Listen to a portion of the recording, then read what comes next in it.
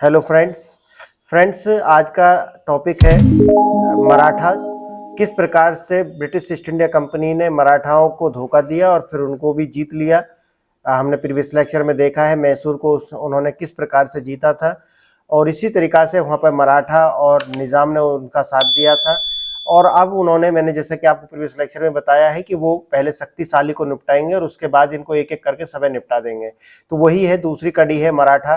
और अब मराठा जो साम्राज्य है उसको भी ये अपने आगोश में लेंगे, कब्जे में लेंगे और किस प्रकार से लेंगे वो हम इस लेक्चर में देखेंगे।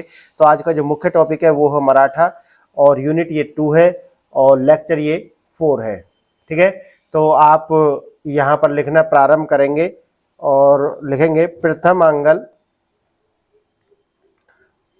आंगल मराठा युद्ध। इंग्लिश में भी लिख सकते हैं इसे, फर्स्ट एंग्लो मराठा वार। और ये हुआ कब से कब तक है? 1775 से 1782। तो आप यहाँ से इसमें लिखेंगे, यहाँ से इसे लिखते हुए चलेंगे अब आप। और पहला पॉइंट आप डालेंगे, मैं साथ के साथ समझा दूंगा क्योंकि पहले पूरी कहानी बताऊं फिर आपको ये लेक्चर हो जाएगा 2 घंटा का, लोग देखेंगे नहीं। तो बहुत संक्षिप्त न करते हुए, और मैं जो कि हर लेक्चर के शुरू में मैं आपको बताता हूँ, एक डिस्क्लेमर है कि जैसा मैं आपको बोल रहा हूँ एज इट इज ऐसा नहीं लिखना है, आपको कीवर्ड्स में लिखना है। अगर आप ये पहला लेक्चर देख रहे हैं तो आप शुरू से देख करके आएँ, लेक्चर 1 से देखें और उसके बाद यहाँ तक आएँ, क्योंकि यहाँ से आपको समझ में नहीं आएगा मैं क्या करा रहा हूँ और क्या मेरा उद्देश्य है। ठीक है, तो आप पहला पॉइंट डाल करके लिखेंगे माधवराव की मृत्यु के बाद। और अभी ये मत समझना कि यहाँ पर जैसे मैं मराठा करा रहा हूँ तो मैंने मराठा साम्राज्य खत्म कर दिया, नहीं, ये आएगा, आगे भी आएगा। लेकिन अभी मैं यहाँ पर जो मेरा परिप्रेक्ष्य है वो है ब्रिटिश ईस्ट इंडिया का विस्तार। उन्होंने किस तरीका से ब्रिटिश ईस्ट इंडिया कंपनी का विस्तार किया उसको ध्यान में रख कर मैं यहाँ करा रहा हूँ। तो ये मत कहना कि सर आपने मराठा नहीं कराया अभी मैंने। ठीक है, तो माधवराव की मृत्यु के बाद मराठा साम्राज्य में सत्ता के लिए संघर्ष प्रारंभ हो गया। दूसरा पॉइंट डालेंगे आप, माधवराव ऐसे लिखेंगे,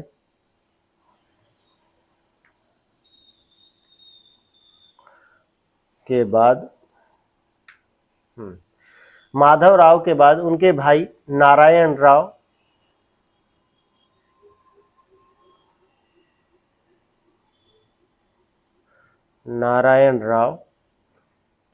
पेशवा बने।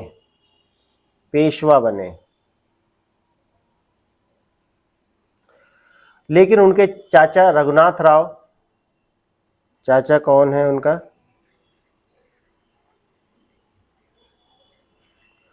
रघुनाथ राव पेशवा बनना चाहते थे। ये था कि जैसे कि आपको पता है कि दत्तक पुत्र जो है, यानी कि जो बड़ा पुत्र है वही कौन बनता था? राजा बनता था। और ये आपने देखा कि महाभारत का जो बड़ा युद्ध है वो किस कारण से हुआ? वो इसी कारण से हुआ था क्योंकि जो पांडु थे यानी कि उनको बना दिया गया था क्या? राजा।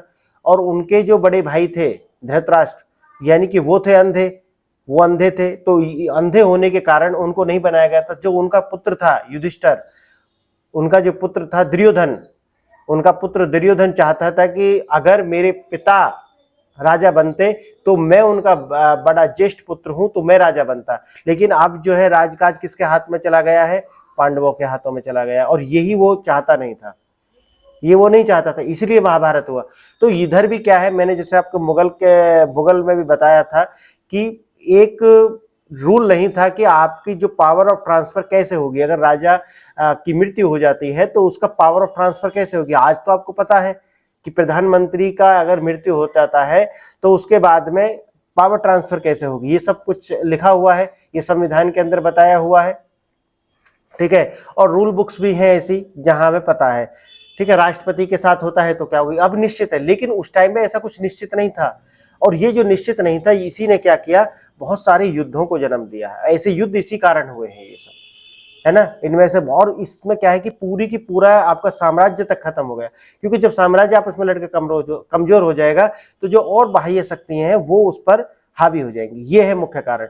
अब इसमें भी क्या है कि मराठा में जो है माधवराव की मृत्यु हो जाती है, और माधवराव की मृत्यु के बाद में, क्योंकि अब उसका चाचा, क्योंकि उसका पुत्र जो छोटा है, तो अगर उसका चाचा क्या, यार मैं बनना चाहिए, जबकि ये है नहीं, तो क्या होगा, युद्ध होगा। और युद्ध जब होगा तो इसका मतलब क्या है, अभी इनके पास तो सेना नहीं है, तो वो जाकर के जो भी इनके विपरीत है, कोई अंग्रेजों से जाकर के मिल जाएगा, है ना, कोई दूसरी और शक्ति से जाकर के मिल जाएगा। इस तरीका से इन्होंने, खासकर अंग्रेज रह गए थे तो जाकर के अंग्रेजों से मिल जाती हैं, और ये चाहती हैं कि उनका जो पुत्र है वही क्या बनना चाहिए, पेशवा बनना चाहिए, प्रधानमंत्री बनना चाहिए। ठीक है। अब रघुनाथ राय लिखेंगे इसमें तीसरा पॉइंट।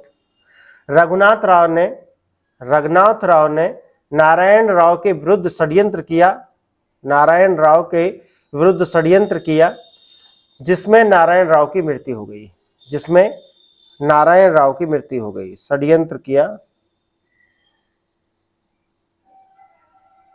ठीक है, षड्यंत्र किया जिसमें इसकी मृत्यु हो गई। फोर्थ पॉइंट लिखेंगे, नारायण राव की विधवा, नारायण राव की विधवा जिसका नाम था गंगाबाई, नाम क्या था, गंगाबाई। नारायण राव की विधवा गंगाबाई ने अपने पति की मृत्यु के बाद एक पुत्र को जन्म दिया, एक पुत्र को जन्म दिया, और नवजात बच्चे का नाम माधवराव, ठीक है, माधवराव सवाई, सवाई रखा, माधवराव सवाई।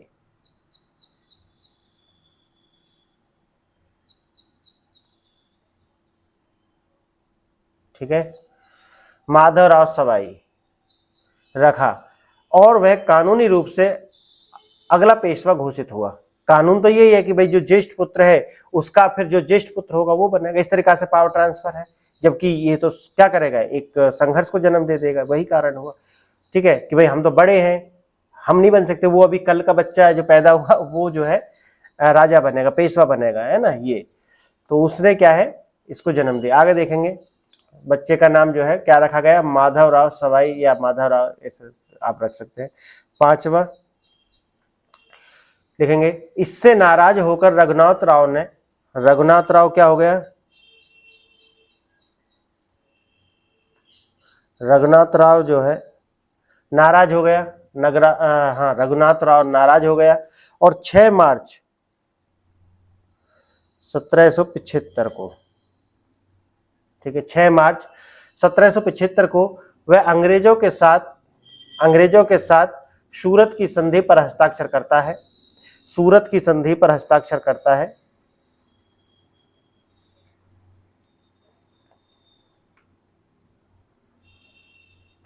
हस्ताक्षर करता है, हाँ। इसके तहत रघुनाथ राव ने सॉल्ट सेट और बेसिन को अंग्रेजों को दे दिया। कहा, किस किस को, रघुनाथ राव ने क्या दे दिया, ये तो बैठे ही भाई इस चीज के लिए, भाई आइए आप हमारे पास, ठीक है, हाँ, क्या, सॉल्ट सेट,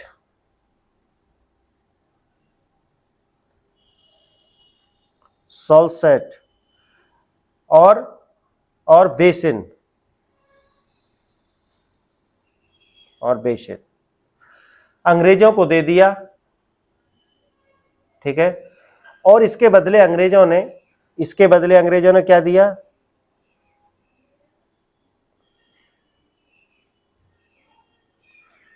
क्या दिया, 25,000 सैनिक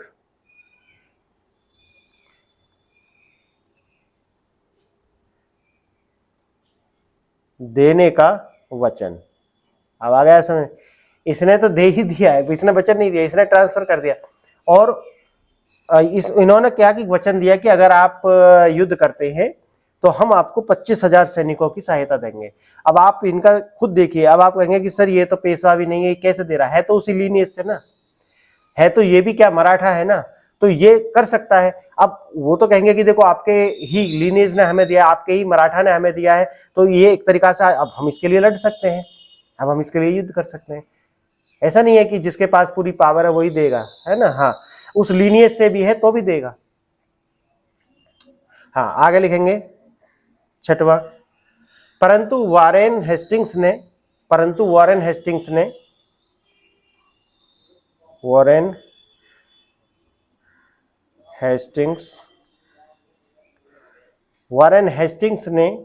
या वॉरेन हेस्टिंग्स के, ऐसे लिखेंगे, वॉरेन हेस्टिंग्स के निर्देश पर ब्रिटिश कलकत्ता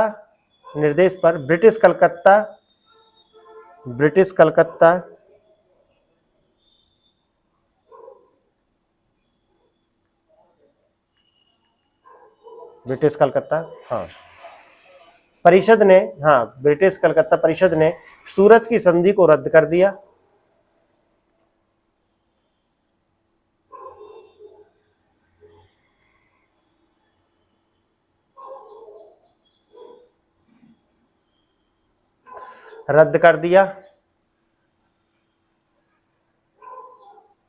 ठीक है, हाँ, रद्द कर दिया।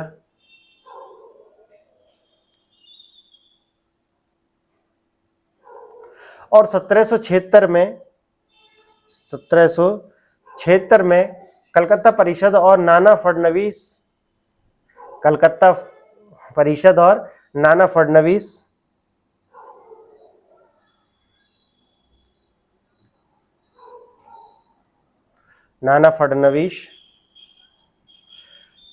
एक मराठा नेता के मध्य नई संधि पुरंदर की संधि संपन्न हुई। कौन सी संधि हुई? पुरंदर की संधि।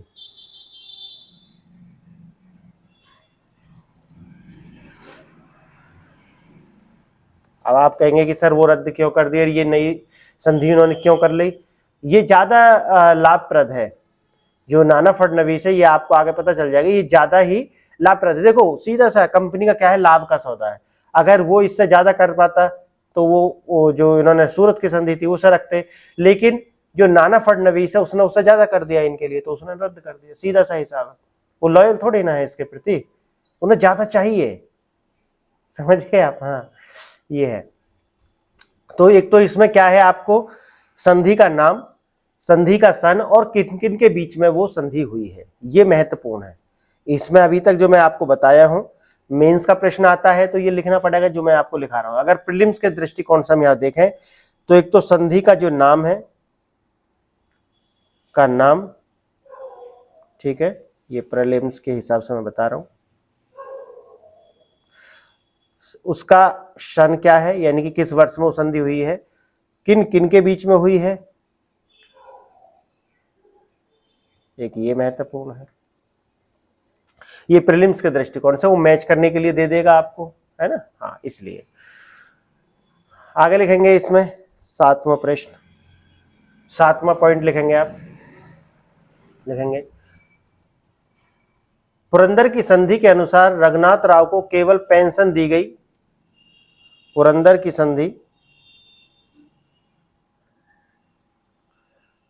संधि के अनुसार रघुनाथ राव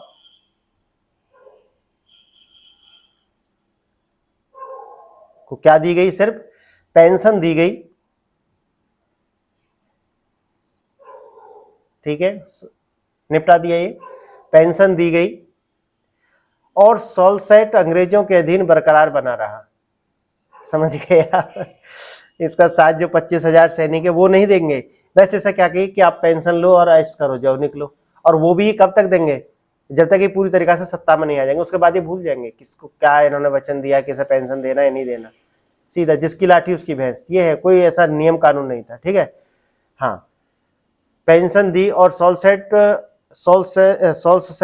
जो था, मैं अभी आपको बताया है,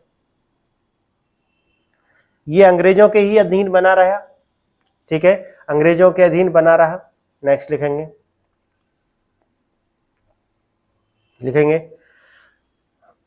परंतु ब्रिटिश मुंबई सरकार ने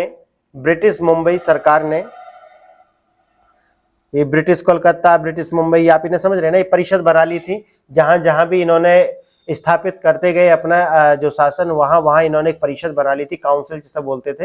ये मैं आपको पॉलिटी में, क्योंकि जब ये अभी पूरा जहाँ पहुंच जाएगा ना, जहाँ संवैधानिक विकास, वहां से फिर मैं पॉलिटी इसके साथ ही शुरू कर दूंगा, क्योंकि फिर आप समझने लगेंगे कि है क्या है। इसके बाद आप पॉलिटी को जो है उसका बेस समझने लगेंगे, क्योंकि मैं आपको तुरंत पॉलिटी शुरू करता तो समझ नहीं आती, ये इसलिए मैं रुका हूँ।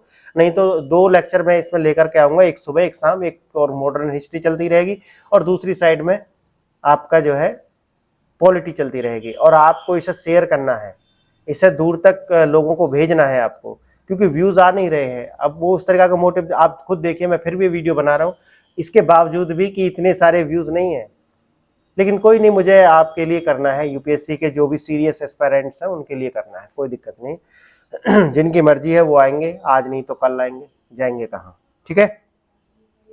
हाँ, ब्रिटिश मुंबई सरकार ने पुरंदर की संधि को अस्वीकार कर दिया। ब्रिटिश मुंबई परिषद ने पुरंदर की संधि को भी अस्वीकार कर दिया। और ये याद रखना कि जो सूरत की संधि थी उसको किसने अस्वीकार किया था, और फिर जो पुरंदर की संधि है उसको किसने अस्वीकार करा है, ये भी याद रखना है, क्योंकि दे सकता है प्रीलिम्स के दृष्टिकोण से महत्वपूर्ण बन जाता है ये प्रश्न। ओके, हाँ हाँ, पुरंदर की संधि को अस्वीकार कर दिया और सूरत की संधि को ही मान्य करते हुए रघुनाथ राव को संरक्षण प्रदान किया। इसका मतलब क्या है, यहाँ कहीं ना कहीं अंग्रेजों के बीच में फूट आपको दिखाई दे रही है। यानी कि क्या हो गया कि अब जो अंग्रेज हैं, यानी कि जो ईस्ट इंडिया कंपनी है उसके जो ऑफिसर्स हैं, उनके बीच में ही क्या है, आपको एक फूट दिखाई पड़ेगी। यानी कि वो बट गया, जो मुंबई वाला है वो कहीं ना कहीं रघुनाथ राव को सपोर्ट कर रहा है, और जो कोलकाता वाला है वो किसे सपोर्ट कर रहा है, नाना फडणवीस को। समझ गए आप। हाँ, तो ये होता है, ये एक बार फूट भी पड़ती है इनमें आपस में, ईस्ट इंडिया कंपनी के जो अधिकारी हैं उनमें, ठीक है। लेकिन बाद में जाकर के संभाल लेंगे, इनके बीच में अंडरस्टैंडिंग है। ओके, हाँ, अपनी तरह नहीं है कि जाकर के फिर भारतीय राजाओं से कोई सहयोग प्राप्त करने की बात करेंगे, ऐसा नहीं है, ठीक है। हाँ, तो लिखेंगे, आप लिखेंगे, संधि को मान्य करते हुए रघुनाथ राव को संरक्षण प्रदान किया। 9वां पॉइंट आप लिखेंगे, इन स्थितियों में नाना फडणवीस ने, इन परिस्थितियों में नाना फडणवीस ने 1777 में कलकत्ता काउंसिल के साथ की गई अपनी संधि को अस्वीकार कर दिया। और इस समय तक वॉरेन हेस्टिंग्स भी बम्बई सरकार के युद्ध प्रयत्नों को उचित मानने लगा था। अस्वीकार कर दिया, और इस समय तक वॉरेन हेस्टिंग्स भी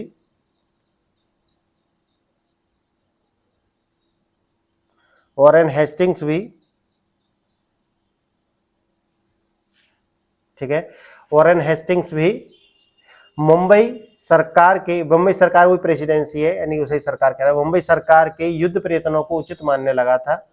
यानी कि वो मानता था कि ये जो कर रहे हैं, यानी कि जो नाना फडणवीस है उसके हाथ में पावर कम है, और जो रघुनाथ राव है उसके हाथ में ज़्यादा पावर होल्ड करता है, तो इसलिए हमें रघुनाथ राव को संरक्षण देना चाहिए। वो ऐसा, और उनके जो डिसीजन है, मुंबई जो है उनका सरकार, उस पर उन्हें ज़्यादा विश्वास था। लेकिन वो पा ज़्यादा रहे थे जो कलकत्ता से, ठीक है। हाँ, अब देखेंगे आप 10वां, नवंबर 1778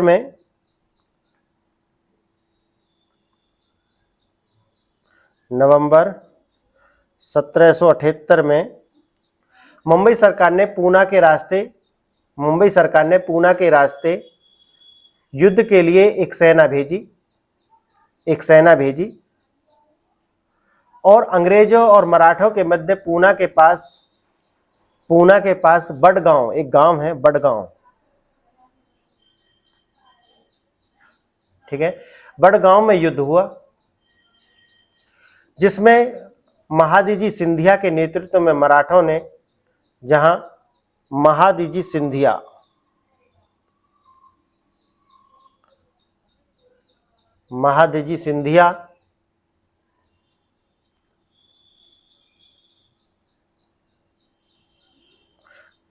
के नेतृत्व में मराठों ने अंग्रेजों पर एक निर्णायक विजय प्राप्त की, यानी कि मराठों, हाँ लिखेंगे, हाँ और लिखेंगे आप इसमें, सिंधिया नेतृत्व में मराठों ने अंग्रेजों पर यहाँ पर एक निर्णायक जीत दर्ज की। ठीक है, तो याद रखना है कि बड़गांव का जो युद्ध है कब हुआ, किन किन के बीच में हुआ और जीत किसकी हुई, यानी कि निर्णय किसके पक्ष में आया। ठीक है, एक ये बात याद रखना है। नेक्स्ट देखेंगे आप, पेपर के अकॉर्डिंग मैं आपको बताता हुआ चल रहा हूँ, ये महत्वपूर्ण है आपके लिए ना, और एक ये जो मैं आपको बता रहा हूँ ये आप एक क्रम याद रख लेना, इससे आपको अगर मेंस में प्रश्न है तो मैं आपको कराऊंगा। वैसे तो ये यूनिट जब समाप्त होगी उसके बाद में हम पूरे एक लेक्चर लेकर के आएंगे जिसमें हम प्रीलिम्स और मेंस के जो भी प्रश्न आए हैं वो डिस्कशन करेंगे। ठीक है, लिखेंगे मराठों की इस विजय ने, मराठों की इस विजय ने अंग्रेजों को 1779 में बड़गांव की संधि पर हस्ताक्षर करने के लिए बाध्य किया, यानी कि 1779 में ही एक संधि हुई जब इनके बीच में, जैसा आपको पता है युद्ध के बाद संधि होती है, बड़गांव की संधि उसे बोलते हैं। ये डेट याद रखना 1779, 1779। ठीक है, संधि पर हस्ताक्षर करने के लिए बाध्य किया और बंगाल के गवर्नर जनरल वॉरेन हेस्टिंग्स ने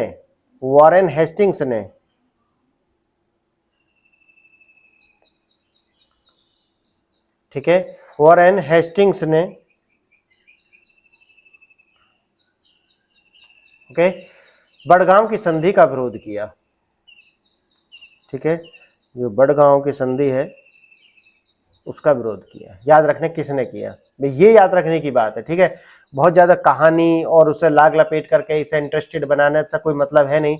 आपको जो याद रखना मैंने आपको बता दिया, कम समय में मैं आपको ज़्यादा डिलीवर करूं ये मेरा उद्देश्य है।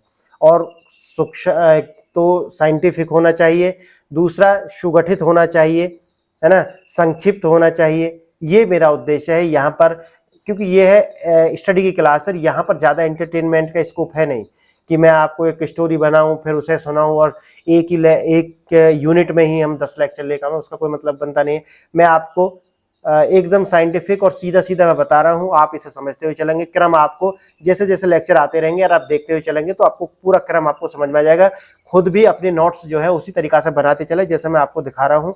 पाई चार्ट से आप नोट्स बनाएं, ठीक है, फ्लो चार्ट से आप नोट्स बनाएं, इस तरीका से आप किसी भी माइंड मैप बना सकते हैं। आप अपने नोट्स इसमें बनाने, लाइन टू लाइन लिख करके कोई मतलब बनता नहीं है, बस आपको ये लेक्चर बार बार सुनना है और ये नोट्स आपको फ्लो चार्ट, पाई चार्ट, क्योंकि आज आप प्रैक्टिस करेंगे तो एग्जाम में उसी तरीका से आप उसे लिख पाएंगे। अगर आपने आज प्रैक्टिस नहीं करी तो एग्जाम में जाकर के आप एकदम डायग्राम नहीं बना पाएंगे, या रिप्रेजेंट करना कैसे अपनी थॉट को बहुत सूक्ष्म तरीका से वो आप कर नहीं पाएंगे।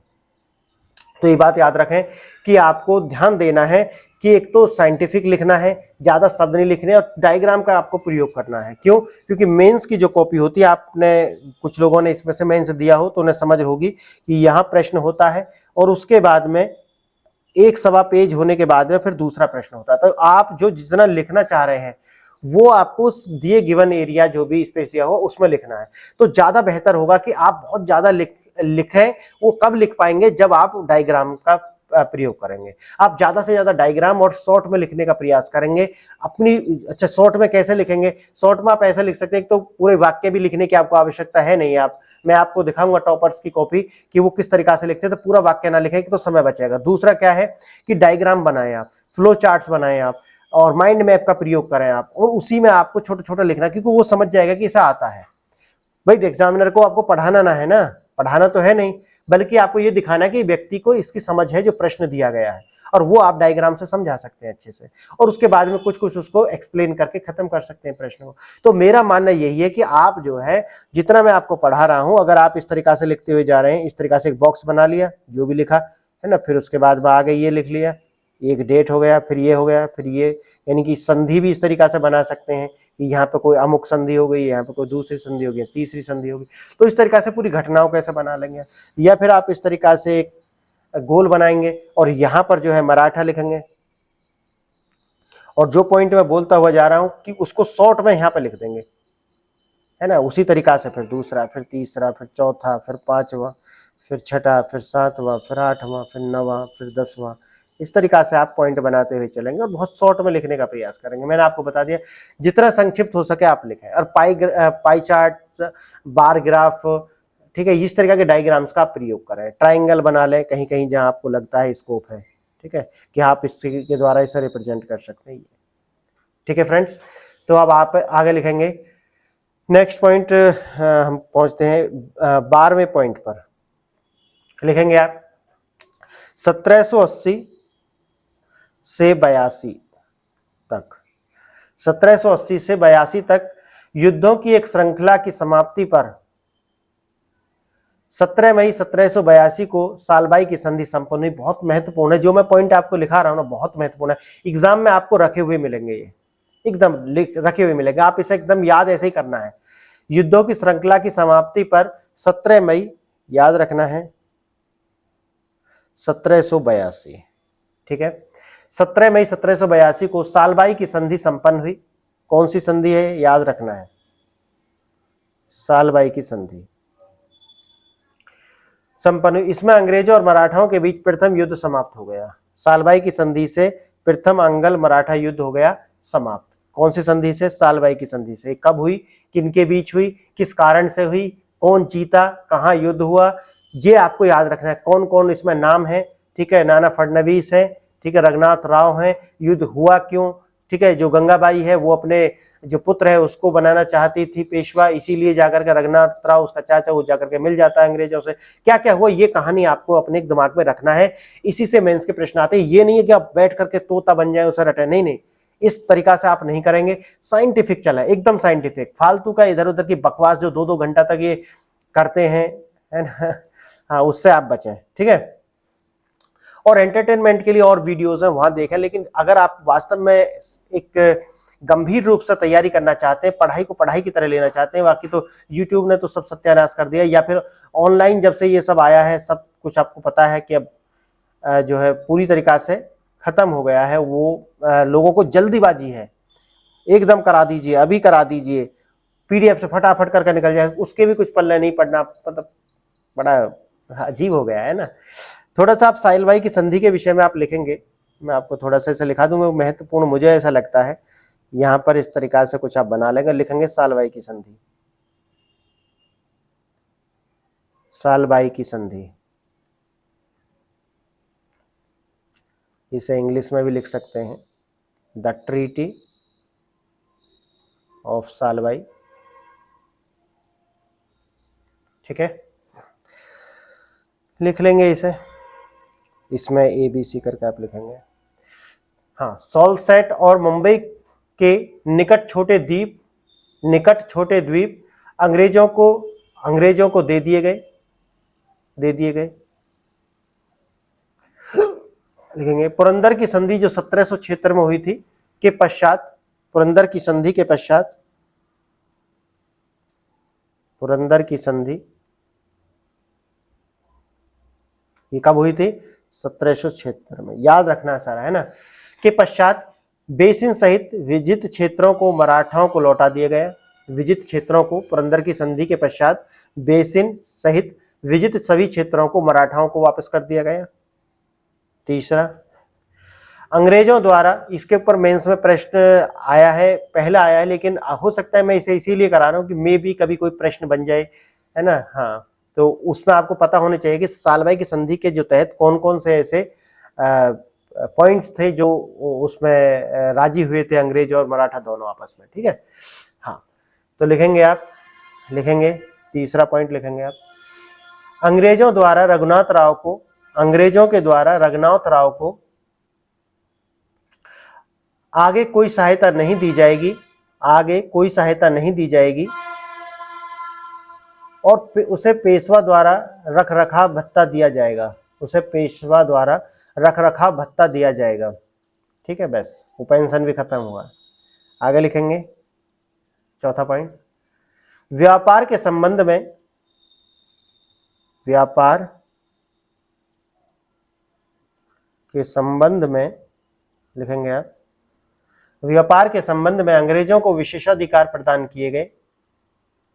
अंग्रेजों को क्या दिए गए, विशेषाधिकार। ऐसे वर्ड आप लिख लिया करें, क्योंकि ये जब आते हैं कभी आपको लिखना पड़े तो आपको जो है त्रुटि में ये नहीं लिखा जाए, विशेषाधिकार प्रदान किए गए।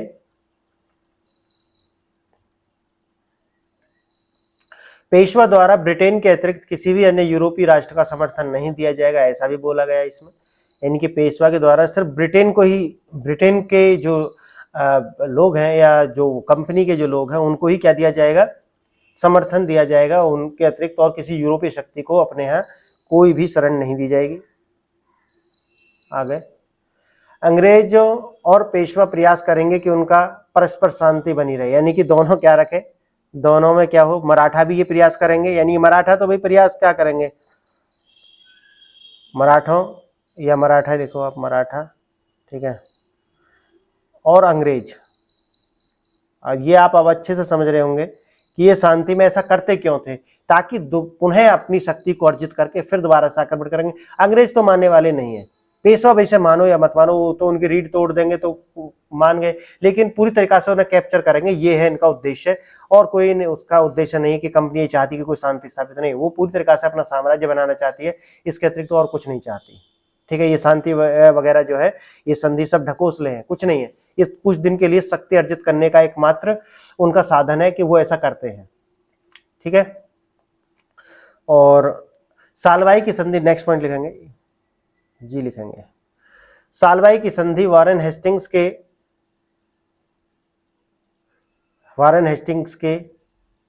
राज्य प्रशासन की, लिखेंगे के प्रशासन की बड़ी सफलता थी। हाँ, सालवाई की संधि वारेन हेस्टिंग्स के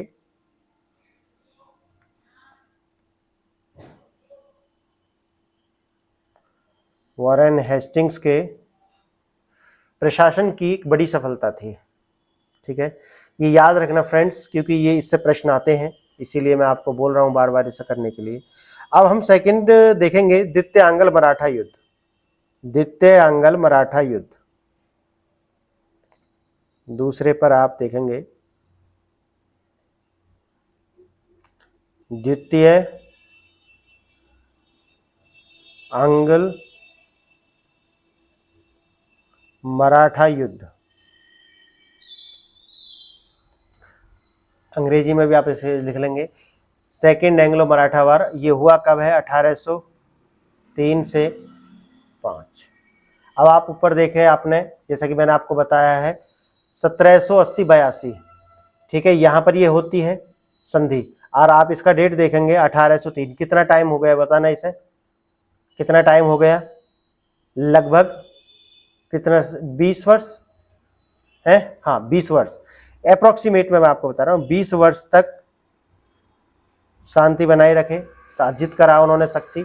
अभी उन्हें लगा कि नहीं, अभी हमें समय लगेगा इन्हें विजित करने में, अपनी शक्ति अर्जित करो धीरे धीरे, यानी कि बेबी स्टेप रखो। ऐसे नहीं वो शांत बैठ गए थे, इनसे संधि कर ली थी लेकिन और कहीं इंडल्ज थे, तो ऐसा नहीं है कि वो शांत बैठ गए, वो युद्ध तो करते रहे हैं, लेकिन इनके साथ एक संधि कर ली कि आप नहीं बोलोगे, समझ गए। जब औरों को समाप्त कर देंगे तो फिर इन्हें भी समाप्त कर देंगे, ये है। तो ये जो संधि है ये 20 वर्ष तक रहा, और अब आगे आप देखेंगे कि जल्दी से फ्रिक्वेंटली होगा, है ना, जब औरों को वो समाप्त कर चुके होंगे या उन्हें बहुत कमजोर बना चुके होंगे, तब इनको भी देखेंगे वो। तो यहाँ पर आप लिखना प्रारंभ करेंगे, ABC में ही कर लेंगे, चलो, या फर्स्ट सेकंड थर्ड में कर लेंगे। मध्य भारत पहले लिखेंगे। मध्य भारत में 1803 और 1805 के बीच, मध्य भारत में 1803 से 5 के बीच ब्रिटिश ईस्ट इंडिया कंपनी और मराठा साम्राज्य के मध्य द्वितीय आंग्ल मराठा युद्ध लड़ा गया। ये 2 वर्ष का युद्ध था, द्वितीय आंग्ल मराठा युद्ध लड़ा गया। नेक्स्ट लिखेंगे, सेकंड पॉइंट लिखेंगे, चलो। इस युद्ध का एक कारण वेलेजली की साम्राज्यवादी नीति के अलावा मराठा एकता में दरार पड़ना भी था। वो होगा, ये तो आपको पता है, मैंने बताया कि वो आने वाले 10, 15, 20 वर्ष में कोई ना कोई राज्य कमजोर हो जाएगा, या फिर वो मृत्यु हो जाएगी उसके, और वो फिर दोबारा से संघर्ष शुरू हो जाएगा, यही होगा और कुछ नहीं। ठीक है, हाँ और उसी का फायदा ये ब्रिटिश जो है उठाएंगे। हाँ, इस युद्ध के इसका युद्ध का जो कारण था क्या था, वेलेजली की साम्राज्यवादी नीति, एक तो वेलेजली की साम्राज्यवादी नीति,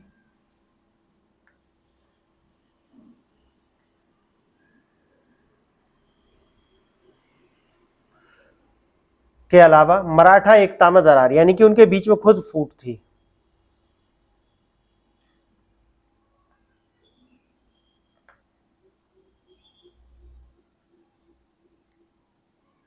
समझ गए आप इसे। तीसरा पॉइंट लिखेंगे, युद्ध का लिखेंगे, युद्ध का प्रमुख कारण होलकर द्वारा पूना की लड़ाई में, युद्ध का प्रमुख कारण होलकर द्वारा पूना की लड़ाई में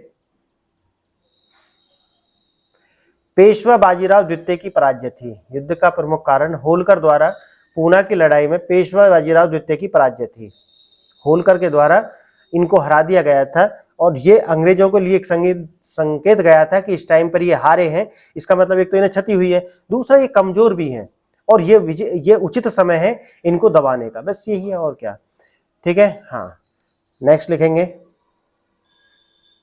पेशवा इतना शक्तिहीन हो गया, यानी कि कमजोर हो गया, शक्तिहीन हो गया कि उसने 31 दिसंबर 1802 में 31 दिसंबर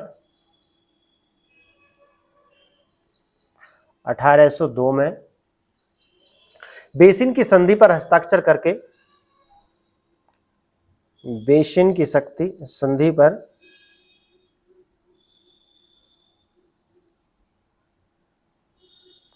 हस्ताक्षर करके ब्रिटिश सुरक्षा, यानी कि उससे सहायक संधि बोलते थे, यानी कि ब्रिटिश सुरक्षा को स्वीकार कर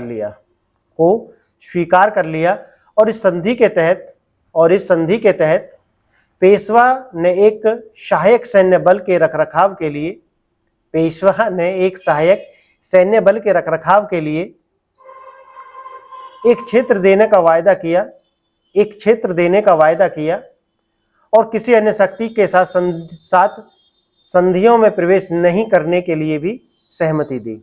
समझ गए आप इस पॉइंट को, यानी कि वो, क्योंकि मैंने जैसा आपको बताया कि कमजोर है, अगर आप उस पर अटैक करेंगे तो आपकी संधि को जल्दी से स्वीकार कर लेगा। देखो ना, बहुत कम समय चला, 2 साल, तो वो जल्दी से उसने बेसिन की संधि स्वीकार कर ली। और जब ये संधि देते थे तो ये अपने भारतीयों की तरह नहीं थे कि कुछ पैसे लगा दिए छोड़ दो, नहीं, कमर तोड़ देते थे। यानी कि क्या करा, संधि स्वीकार करी, एक तो क्षेत्र ले लिया, आप अपने यहाँ पर क्या है, हम आपको सुरक्षा देंगे, लेकिन यही तो सहायक संधि थी, है ना, और आप एक सेना जो हम रखेंगे, सेना तो उनकी है, उनके कहने पर कार्य करेगी, पैसा आप देते हो उसके रखरखाव के, लेकिन अगर आदेश मिलता है तो आप पर वो आक्रमण भी करेंगे, आपका ही पैसा, यानी कि आपकी जूती आपका सिर।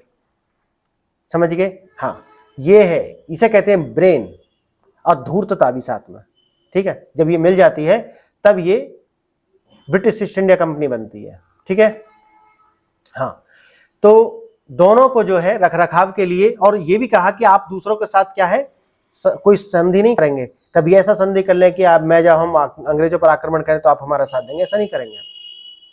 समझ गए आप, विलग कर दिए एक दूसरे से, पहले उनको अलग काटो, जब वो कमजोर हो जाएंगे फिर तो इन्हें आसानी से वो, क्योंकि इन्हीं के पैसा से अपनी शक्ति को वो संग्रहित कर रहे हैं और बाद में इनको नष्ट करेंगे। ठीक है, नेक्स्ट पॉइंट लिखेंगे आप, कई मराठा सरदार जैसे कि ग्वालियर के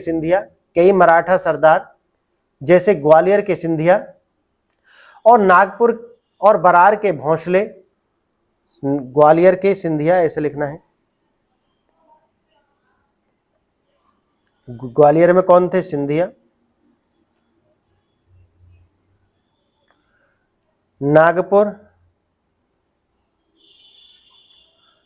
प्लस बरार, यहां पर कौन थे, भोंसले। ठीक है, इस संधि के पक्ष में नहीं थे, वो चाहते थे कि संधि ना हो, क्योंकि उनकी भी कमर टूटी हुई थी, ऐसा नहीं था। ठीक है, हाँ, आपस में भी लड़ते थे, ये तो कोई मतलब नहीं बनता था। ठीक है, हाँ, तो इस संधि के जो पक्ष में नहीं थे और वे अंग्रेजों को चुनौती देना चाहते थे, लेकिन आपको मैं बताऊंगा कि ये कभी भी चुनौती देने की स्थिति में थे ही नहीं। ठीक है, हाँ, ठीक है, हाँ, परिणाम स्वरूप, नेक्स्ट लिखेंगे, इसके परिणाम स्वरूप 1803 में द्वितीय आंग्ल मराठा युद्ध प्रारंभ हुआ और अंग्रेजों द्वारा इन लड़ाइयों में सभी मराठा सेनाओं को पराजित कर दिया गया। जब वो मिलकर भी आए, क्योंकि पहले वो सिंगल आए, लेकिन सिंगल को हराया, लेकिन बाद में वो मिलकर भी आए क्योंकि कमजोर हो चुके थे। जब सिंगल लड़ रहे थे या एक दो मिलकर के लड़ रहे थे तब तो उनको हरा दिया, लेकिन जब वो सारे साथ मिलकर भी आए तब भी उनको हरा दिया गया, क्योंकि वो ऑलरेडी पहले से ही कमजोर हो चुके थे, इसलिए वो हार भी गए आसानी से। समझ गए आप? हाँ, ठीक है। हाँ, अंग्रेजों ने लड़ाई में मराठा सेनाओं को पराजित कर दिया और इसके अंदर एक लड़ाइयों की श्रृंखला है, ठीक है, 2 साल में। आगे देखेंगे और लिखेंगे इसमें, ब्रिटिश साम्राज्य और मराठा साम्राज्य के बीच 3 प्रमुख संधियों पर हस्ताक्षर किए गए थे। 3 प्रमुख संधियों पर हस्ताक्षर किए गए थे, जिसमें ब्रिटिश ने कई भारतीय क्षेत्रों पर नियंत्रण स्थापित किया था। जिसमें कई भारतीय क्षेत्रों पर नियंत्रण स्थापित किया था अंग्रेजों के द्वारा। ये संधियां थी, जैसे भोंसलों के साथ, जो भोंसले थे उनके साथ कौन सी संधि की गई थी? वो ऐसे बल्क में संधि नहीं करते थे कि सब ने युद्ध कराया तो सब पे एक साथ, नहीं, अलग अलग, सबको अलग अलग उनकी जो कमर को तोड़ते थे। समझ गए आप? हाँ, 1803 में जो भोंसले के साथ में संधि की गई थी और उनसे कहा गया था कि अब देवगांव की जो संधि है वो उनसे की गई थी, देवगांव की संधि, ठीक है। कौन सी? देवगांव की संधि। समझ गए? सिंधियाओं के साथ में जो सिंधिया थे, सिंधियाओं के साथ में कौन सी संधि की गई थी? ये भी कब की गई थी? 1803 में ही की गई थी। और ये कौन सी थी? सुरजी अर्जन गांव, सुरजी अर्जन गांव की संधि, ठीक है। और होलकर जो थे उनके साथ में, होलकर उनके साथ में 1805 में एक संधि की गई थी जिसे बोलते हैं राजघाट की संधि, राजघाट की संधि, राजघाट की संधि। समझ गए आप? इस तरीका से इन्होंने इससे संधि की, और ये संधि जो कि मैं आपको ऑलरेडी बता चुका हूं कि इनके जो अधीन क्षेत्र थे उनको इन्होंने कैप्चर कर दिया, बहुत सीमित, इनको बहुत सीमित कर दिया। समझ गए आप? इतना आप याद रखेंगे इसमें। और परिणाम स्वरूप मध्य भारत का एक बड़ा हिस्सा जो है ब्रिटिश के नियंत्रण में आ गया। इसी के लिखेंगे परिणाम स्वरूप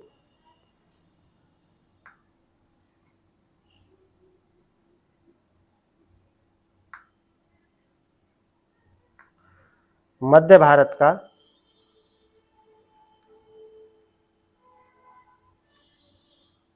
एक बड़ा हिस्सा ब्रिटिश नियंत्रण में आ गया।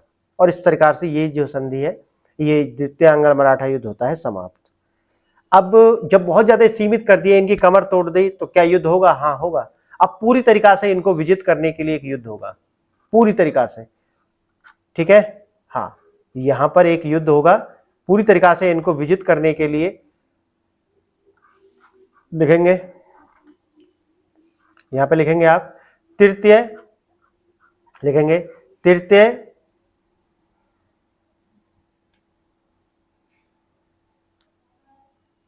अंगल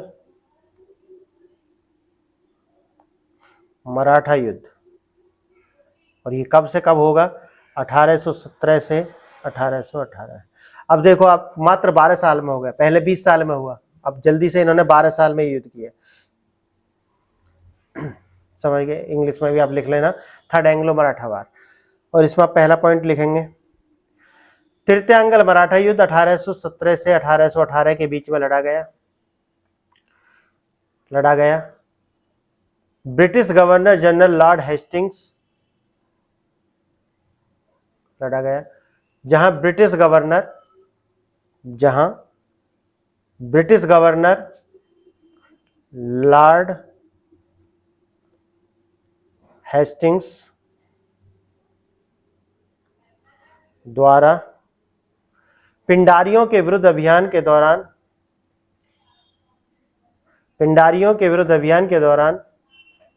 मराठा क्षेत्र पर आक्रमण के परिणाम स्वरूप ये शुरू हुआ। और पिंडारी कौन थे? जैसा कि आप मतलब उन्हें तो बहाना भी चाहिए था, और ये कुछ घटना भी थी कि जहां पर ये जो है लूट मार करते थे, छापा मार जिसे बोलते थे, ठीक है, ये लूट मार करते थे, जो भी यात्री थे उनसे भी करते थे, जो व्यापारी थे उनसे भी करते थे। तो ये जो पिंडारी थे इनके विरुद्ध जो है वॉरेन हेस्टिंग्स के द्वारा अभियान छेड़ा गया था, और ये जो कूच कर जाते थे मराठा क्षेत्र के अंदर, वहां ये सुरक्षित महसूस करते थे।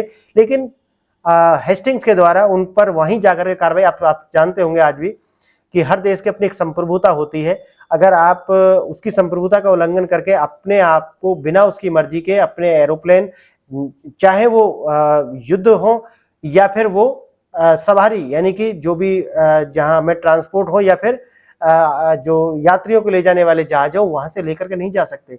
आप उसकी बाउंड्री का अतिक्रमण नहीं कर सकते बिना उसकी सहमति के। तो यही हुआ कि इन्होंने बिना किसी की सहमति के और पिंडारियों का दमन करना प्रारंभ हो गया, और इसी के परिणाम स्वरूप आक्रमण उन्होंने किया, और ये युद्ध की शुरुआत हो जाती है। ठीक है, दूसरा पॉइंट लिखेंगे, इसी में लिखेंगे, इस युद्ध के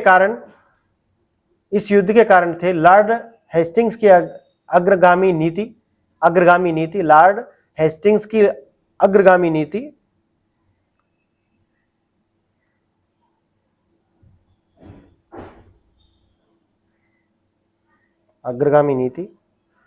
पेशवा द्वारा मराठा संघ को पुनर्जीवित करने का प्रयास। दूसरा क्या था? पेशवा द्वारा मराठा संघ को पुनर्जीवित करने का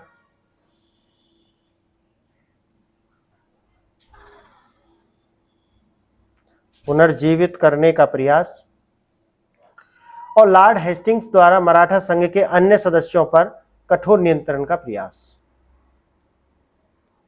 यानी कि यहां पर जो पेशवा हैं वो सोच रहे थे कि भाई हम पुनः जो है मराठा संघ का निर्माण करें और अपनी शक्ति को पुनः अर्जित करें, जबकि ये अंग्रेजों के बिल्कुल भी पक्ष में नहीं था, तो वो ये करने नहीं देते, तो उन्होंने वही किया।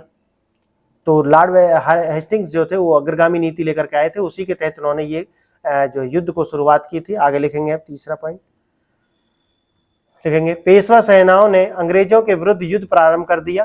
पेशवा सेनाओं ने अंग्रेजों के विरुद्ध युद्ध प्रारंभ कर दिया, जिसके पश्चात भोंसले और होलकर भी अंग्रेजों के विरुद्ध युद्ध में शामिल हो गए। भोंसले और होलकर, क्योंकि अब तक ये कमजोर हो चुके हैं, बहुत ज्यादा कमजोर हो चुके हैं। ठीक है, हाँ, ये मैं आपको जब मराठा साम्राज्य पढ़ाऊंगा तो उस टाइम पे आपको ये अच्छे से समझाऊंगा। अभी सिर्फ आप जो है इसे कंपनी के विस्तार के रूप में आप देख रहे होंगे, वहां पर मैं ऐसा करा दूंगा। हाँ, विरुद्ध युद्ध में शामिल हो गए, लिखेंगे आगे। पेशवा नेक्स्ट पॉइंट में है, पेशवा विभिन्न युद्धों में पराजित हुए। मैंने आपको बताया है पेशवा जो है वो विभिन्न युद्धों में क्या हुए, पराजित हो गए। और एक युद्ध कोरेगांव भीमा में लड़ा गया था। एक युद्ध जो है कोरेगांव भीमा में लड़ा गया था। ये आप जानते होंगे, तो काफी न्यूज में रहा है ना, मुंबई के अंदर। वहां पर इसके कुछ लोग अभी भी जेल में हैं। कोरे भीमा गांव इसका बोलते हैं। उन्होंने बोला था कि यहाँ पर जो अंग्रेजों के विरुद्ध जो दलित थे उन्होंने युद्ध किया था, और उसे लेकर के बड़ी कंट्रोवर्सी हुई है। अभी भी इसके वजह से कुछ लोगों पर कार्रवाई अभी भी चल रही है। आप न्यूज़पेपर में पढ़ते होंगे इसके विषय में। भीम लड़ गया, जिसमें महार है ना, बाबा साहेब इसी उससे आते थे। महारों ने, और बाबा साहब भी गए हैं वहां पे भीमा कोरेगांव में, उन्होंने एक स्तंभ बनाया हुआ है, उस वहां पे वो गए थे एक बार। अंग्रेजों के साथ देकर पेशवा को पराजित करने में महत्वपूर्ण योगदान दिया था। और मैं आपको ये बता चुका हूं कि आखिर लोग जो ये मराठा जो थे इनसे परेशान क्यों थे, क्योंकि इनमें आपको पता है कि दो तरीका के कर लगाए गए थे, चौथ और सरदेशमुखी। उनको जब ये वसूलते थे, और दूसरा है कि जैसे पिंडारी और इस टाइप के जो असामाजिक तत्व थे, इनके राज्य में संरक्षण भी पाते थे। तो जो लोग थे इनसे नाराज थे, इनसे क्रुद्ध रहते थे, ये कारण है। और नहीं तो मराठा एक ऐसी शक्ति थी कि जो मुगलों के बाद में भारत में एक विकल्प प्रोवाइड करा सकती थी, एक विकल्प के रूप में उभर सकते थे। लेकिन जैसा कि मैंने आपको बताया है, कुछ असंगठित कारण, और दूसरा है कि नेक्स्ट जो राजा है उसके लिए संघर्ष ही इसका जो है डिग्रेडेशन होता चला गया। और दो तीन कारण जो मैंने अभी आपको बताए हैं वो भी इसमें शामिल थे। ठीक है, और ऐसा माना जाता है कि जो भीमा कोरेगांव जिसे हम बोलते हैं, उसमें महारों ने अंग्रेजों का साथ दिया, और पेशवा बाजीराव, ठीक है, ने सर जनरल मेलकॉम के समक्ष समर्पण कर दिया, और इसी युद्ध में वो हारा था 1818 में।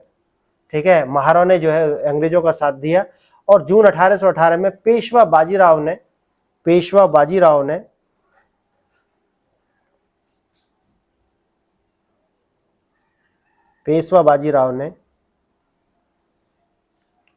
सर जॉन मेलकम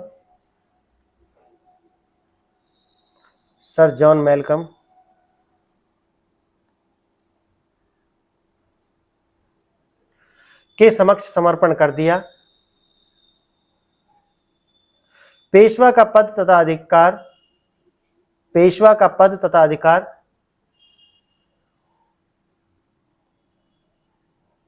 समाप्त कर दिए गए और उसे वार्षिक पेंशन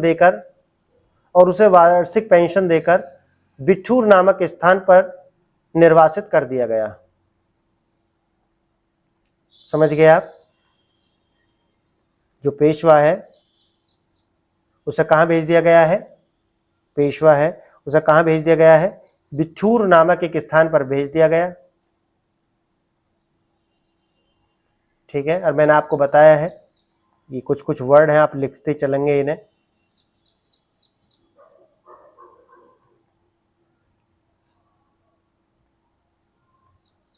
ठीक है, निर्वासित कर दिया गया। लिखेंगे नेक्स्ट पॉइंट, भोंसले, होलकर, सिंधिया और गायकवाड़।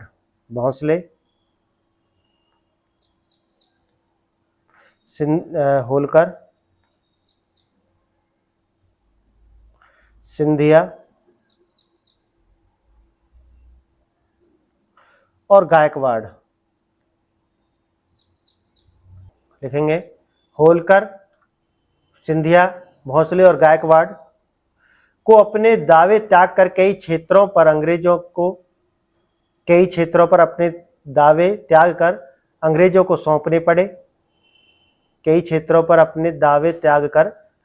सौंपने पड़े। अंग्रेजों ने सतारा के छत्रपति को अपने अधीन कर एक सामंत राज्य का स्थापना की। सतारा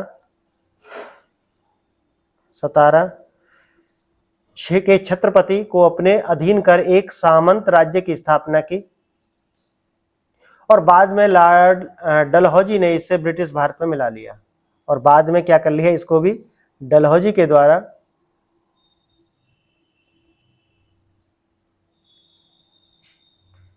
ब्रिटिश भारत, यानी कि जो ब्रिटिश के अंदर अधीन क्षेत्र था भारत का, उसमें मिला लिया।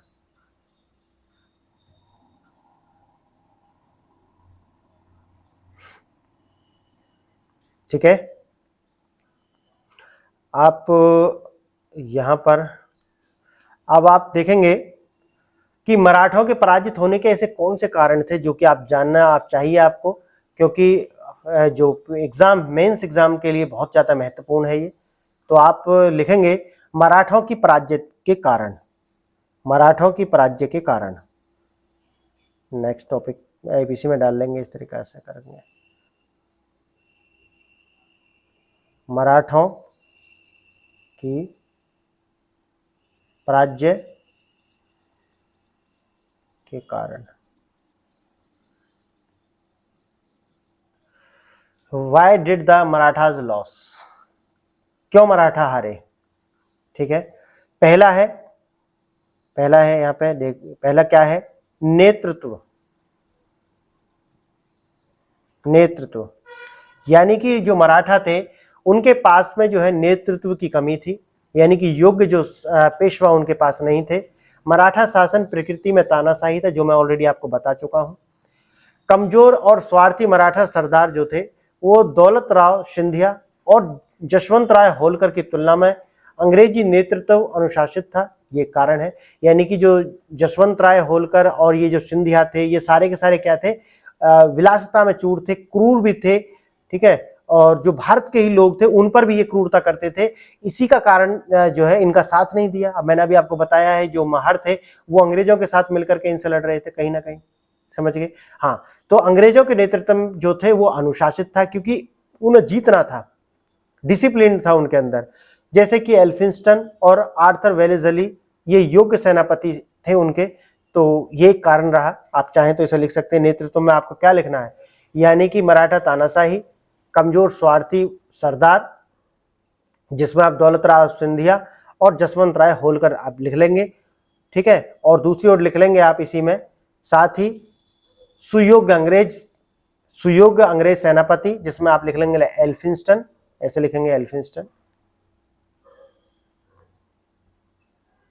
एल्फिंस्टन।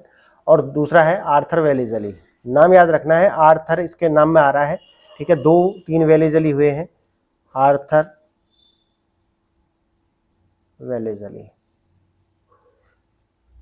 दूसरा है सामंजस्य एकता का अभाव, यानी कि एक दूसरे के अंदर कोऑर्डिनेशन नहीं था। ये आपने देखेंगे जितने भी मराठा सरदार थे वो आपस में साथ होकर नहीं लड़े। ये मैं आपको पूरी तरीके से पढ़ाऊंगा जब मैं मराठा साम्राज्य आपको पढ़ा रहा हूँ, क्योंकि यहाँ पर मैंने अभी सिर्फ कंपनी के साम्राज्य के विस्तार के रूप में ही आपको थोड़ा थोड़ा सा मेंशन किया है। मैं अगर यहाँ पूरा पढ़ाऊंगा तो एक तो विषयांतर हो जाएगा और दूसरा फिर आगे जाकर के ये जो पूरा हौच पौच हो जाएगा, तो मैं चाहता नहीं हूँ। मैं सिर्फ अभी वही आपको दृष्टिकोण यहाँ पे दे रहा हूँ जो आपको चाहिए। बाकी ये जो मैं आपको लिखा रहा हूँ काम वहां पे भी आ जाएगा, लेकिन पूरी तरीके से मैं पढ़ाऊंगा आपको। मराठा साम्राज्य जब पढ़ा रहा हूँ तो इसकी पूरी जो स्टोरी है मैं तभी आपको पढ़ाऊंगा। अभी आप इतना जान लें जितना यहाँ पे जरूरी है। सामंजस्य एकता का अभाव, दूसरा पॉइंट डालेंगे, सामंजस्य पूर्ण एकता का अभाव।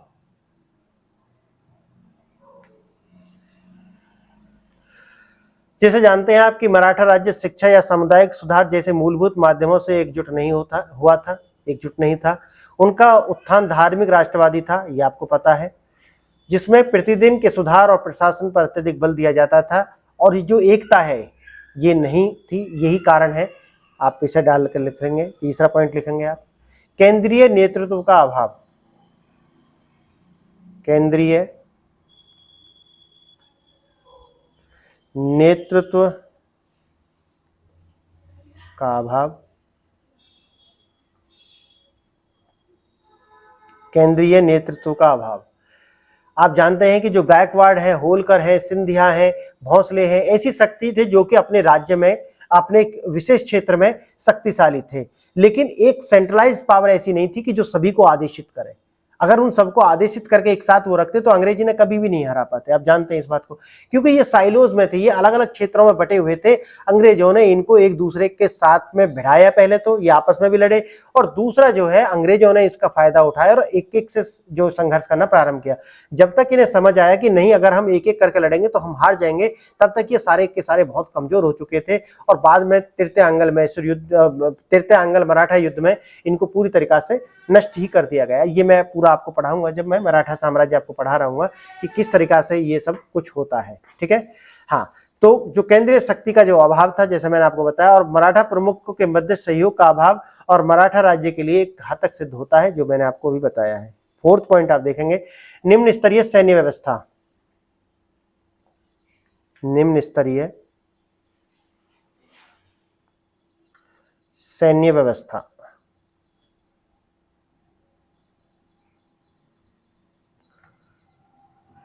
जैसा कि मैंने आपको बताया है कि सेना को आप अगर उसका रखरखाव करते हैं तो आपके पास में चाहिए पैसे, और आपके पास में दूसरा चाहिए डिसिप्लिन। और इनके बीच में जैसा मैंने आपको बताया है कि डिसिप्लिन खत्म हो चुका था, इसीलिए आप देखेंगे कि मराठा के जो अस्त्र शस्त्र थे, ठीक है, वो बहुत ज़्यादा अपग्रेडेड नहीं थे, तोप खाने थे, उनकी भी उन्होंने कभी जो उन पर ध्यान नहीं दिया, तो वो एक ओर चला गया। क्योंकि आप यहाँ तो ऐसा देख रहे हैं, लेकिन अंग्रेजों की भी इसमें एक महती भूमिका थी इसे कराने में या यहाँ तक इन्हें पहुंचाने में। पांचवा पॉइंट में आप देखेंगे, एक है संतुलित आर्थिक नीति का अभाव, संतुलित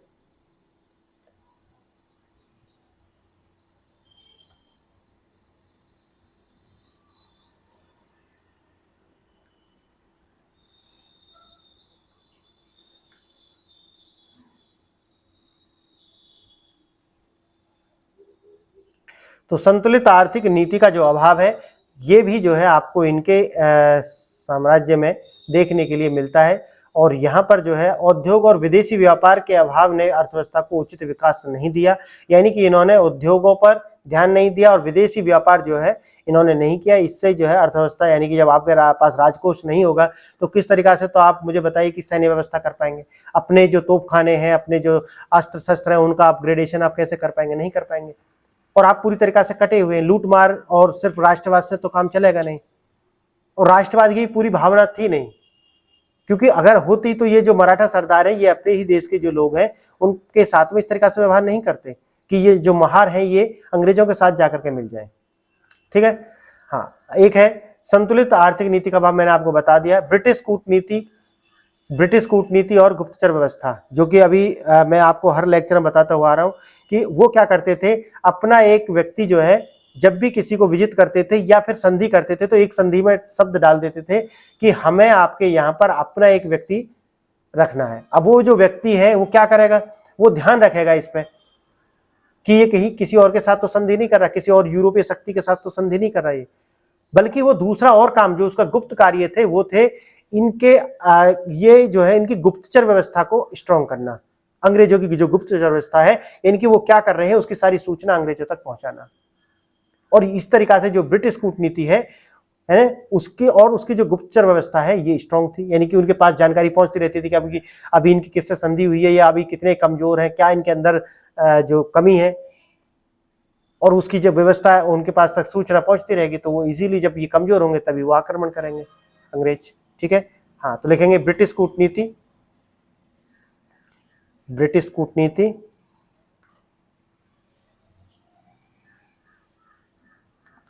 और गुप्तचर व्यवस्था।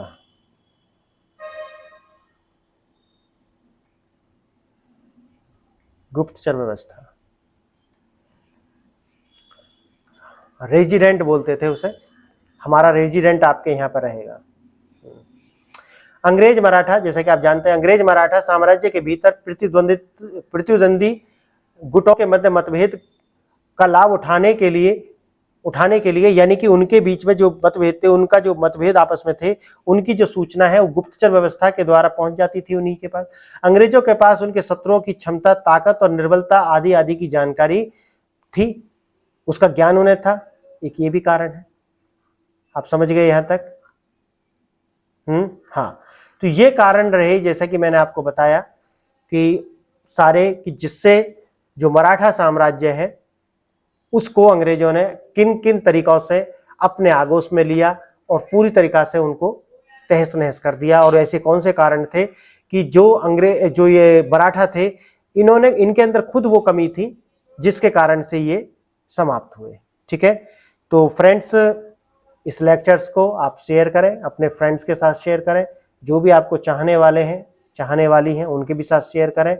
और हो सकता है कि अभी इसमें 2-3 लेक्चर के बाद में हम भारत का जो संवैधानिक विकास है वहां तक पहुंच जाए नेक्स्ट यूनिट में, और उसके बाद में हम साथ ही साथ इसके पॉलिटी भी प्रारंभ कर देंगे, क्योंकि अब आप पॉलिटी समझने के लिए जो है सक्षम हो जाएंगे। तो 2 लेक्चर, एक मॉर्निंग में एक इवनिंग में मैं लेकर के आऊँगा, और इसे आप फैलाएं, व्यूज़ लेकर के आएँ, सब्सक्राइबर बढ़ाएं, ताकि हमें मोटिवेशन मिले इसे और ज़्यादा करने के लिए। बाकी तो जो कर रहे हैं वो तो करते ही रहेंगे।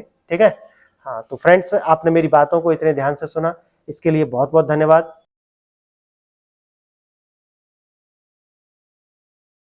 नमस्कार।